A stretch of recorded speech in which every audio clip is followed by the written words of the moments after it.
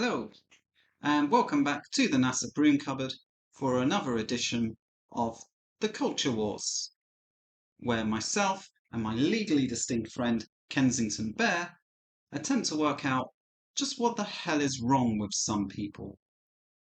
Now, I wasn't going to do anything to do with Doctor Who or Bowlestrek, but sometimes something so unhinged comes along, you just have to stand and stare at it.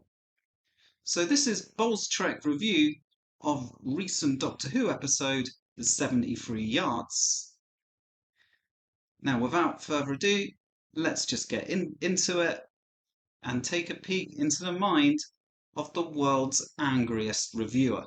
This week, Russell the pompous twit tries being mysterious. Too bad our dude is about as mysterious as a bucket of cat piss. If you're familiar with Bowlestrek, this isn't the unhinged part. This is normal. We begin with Dr. Nutty and Princess Zumi showing up. So because Bowlestrek doesn't actually have any genuine critiques to make, he instead just likes to come up with silly nicknames. In this case, Dr. Nutty is in Shutigatwa because, oh no, he's gay. And Millie Gibson, I guess her crime is being young? How dare she? Then Dr. Nutty steps on whatever this is and is sad. You'd better be, mate. But Russell needed something to set off this crappy plot. If you had been listening, you would have heard the doctor said exactly what it was. It's a fairy ring. Now, in folklore, it's said if you step inside one, you will fall under the fairy's spell. That's just the sort of important research that Bowlestrek will never do. Princess Zumi says it looks like something that was made by children. No, Princess Zumi, that's just the props department trying their best.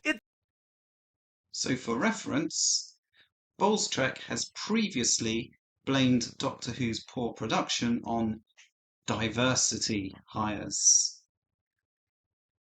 Because we all remember the old days, the 70s and 80s, when Doctor Who was mainly produced by white men, and it was known the world over for its fantastic sets and props.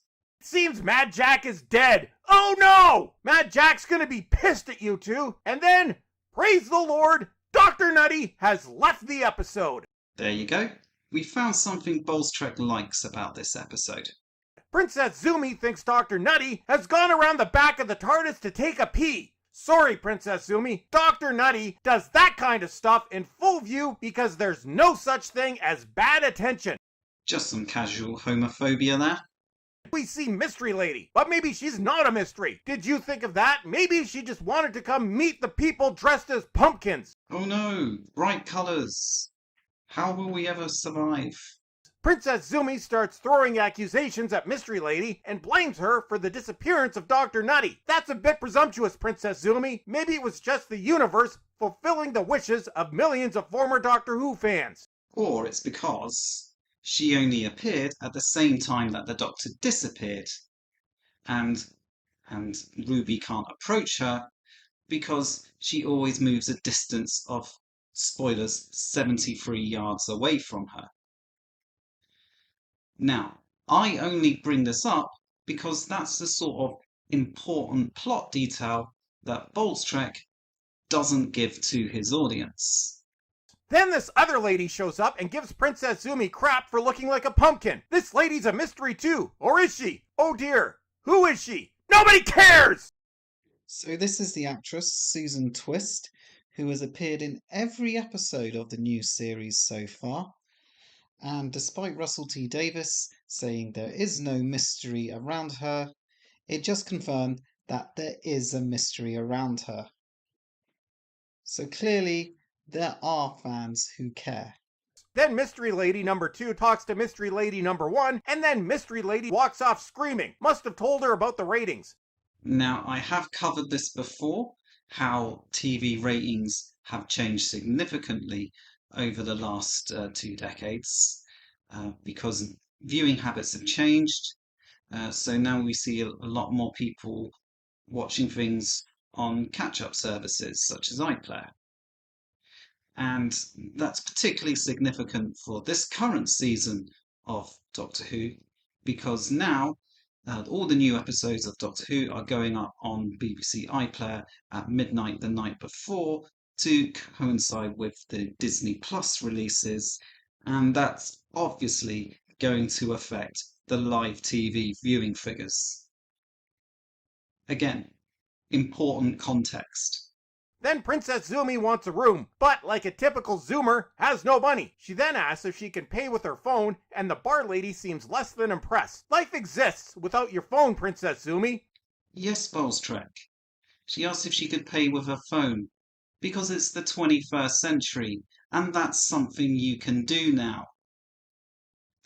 And the bar lady was winding her up, because she is able to pay with her phone. Again, you're misleading your viewers. Princess Zumi asks for a Coke, and the bar lady calls her cheap. She's not cheap, just broke. You know, because of the whole no job thing. There is no indication that Ruby is broke. Hence why she's able to pay for her room and £5 for a glass of Coke, which is extortionate, with her phone. Kensington, I think we're going to have to explain how this works. I don't think Bowlestrek knows. You see, Bowlestrek, there are these devices called mobile phones, and on these phones you can install things called apps. And some of these apps can be connected to your bank. And if you have money in your bank, then you can pay for things using the app. Isn't that a great, wonderful thing, Bowlestrek? And Mystery Lady number 1 is still following Princess Zumi because that will never get old. Well, that is the plot of the episode. Princess Zumi is cursed because she read the scrolls. No, dear, that's just the script. Princess Zumi has pissed off Mad Jack. Oh no! Then we hear some thumping at the door. Must be the Disney shareholders after they saw the viewing figures. Yeah, Disney must be gutted with a show that's regularly in its top 10 watched TV shows. But anyway, this is all just a prelude to one of Bowlestrek's finest rants. Nope, it's just this dude with something called a pasty. What the hell is a pasty? Somebody tell me in the comment section. Y'all have some strange food over there. So that's just Bowlestrek hating on pasties because he doesn't like anything different. But for the record, a pasty is a pastry filled with meat, potato, vegetable, and usually with a bit of pepper, and they're bloody lovely. Princess Zumi is sad, so she heads home on a train. Does this mean this is finally over? Nah, you can't shut these people up that easily, as the mystery lady follows her. A ticket she would have bought using her phone. Now she might be broke. Then Princess Zumi heads home to see I'm Just Doing It for the Money Mummy and Whacked Out Granny. So according to Bowlestrek, if you're a foster parent, you can only be doing it for the money. Then I'm Just Doing It for the Money Mummy talks to Mystery Lady and runs away. Well, there's those motherly instincts at work again. Mummy does not look happy. I guess a white dude just had the temerity to say hi to her. Casual racism. Then Brigadier Nepo Baby Kate shows up to save the day, but then Mystery Lady turns up and Kate runs away from Princess Zumi in a huff. Good lord, Princess Zumi, what the hell did you do? Well, that's the mystery, isn't it, Bowlestrek? Then Princess Zumi goes through a number of boyfriends. There we go. Now that's being much more in keeping with real life. Well, I thought you'd be happy to see her in heterosexual relationships. Because I thought they were banned or something, aren't they, Bowlestrek? Then suddenly, Mad Jack is running for office. Dr. Nutty warned Princess Zumi about Mad Jack, as Russell can't go a full season without at least one stand-in Trump. I don't think he is based on Trump, actually. His branding seems to be more like the UK Conservative Party. But regardless of that, this is the first season that Russell T Davies has been in charge of since 2009. Long before Donald Trump ever found out Gwen Stefani was getting paid more than him. Look it up. Then Princess Zumi gets a job on Mad Jack's campaign, but she gets pissy because she's only allowed to carry coats. It's called work experience, Princess Zumi. Get some!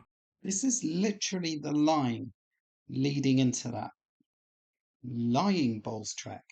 Mad Jack wants to spend money on weapons to defend the border. Yes, defending your country against criminals that want to destroy your country. What a novel idea. Russell won't have it though. I mean, it's not like pretentious snobs like this ever have to deal with the consequences of open borders. So just to be clear, Bowlestrek has decided that the guy who tries to start a nuclear war is actually the good guy.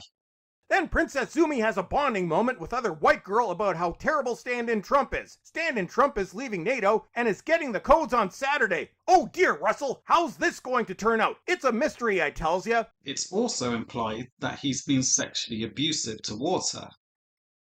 But you'll just gloss over that part, won't you, Bowlestrek? Then Princess Zumi steps 73 yards from Mystery Lady, who tells Mad Jack about Princess Zumi, and Mad Jack runs away. This is the fantasy of the left, that they are so terrifying that the mere mention of them makes normal people run in fear. What, is that what she told her foster mother? That she was going to seize the means of production? Honestly, not wanting nuclear war is not a left-right issue. Or at least it really shouldn't be. Then Stand-in Trump resigns and is replaced by this lady, so all the dirty plebs who voted for him can welcome all their new visitors. Time to stock up on them bulletproof vests, yo! So, another reminder, Bowlestrek thinks the guy who wanted to start a nuclear war is the good guy. Was Mystery Lady Princess Zumi all along? Nobody cares! Well, you care enough to watch every episode of a show you say you hate. Then things are reset, Dr. Nutty returns to twerk at us, and this time he doesn't step on the props department's work. Now, a good reviewer would use this point to raise legitimate questions about the plot, and there are legitimate questions around it, like whether Ruby's story actually has any impact at all.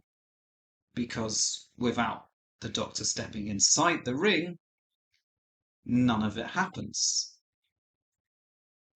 But, Bowlestrek, you're not a good reviewer. You just want to get performatively angry about anything that you consider to be woke, which is pretty much everything. I've made it to the midpoint, so I might as well stick around for the rest of this crap. Like everyone always knew you were going to do, because Doctor Who is 90% of your content. Now, I hope you've enjoyed this little peek into the unhinged mind of Bowlestrek. If you enjoyed this video, please feel free to like and subscribe. Help an angel get its wings by hitting the notification bell. And if there's someone you don't like, then maybe you can share this video with them. Till next time, Starwipe, and I'm out.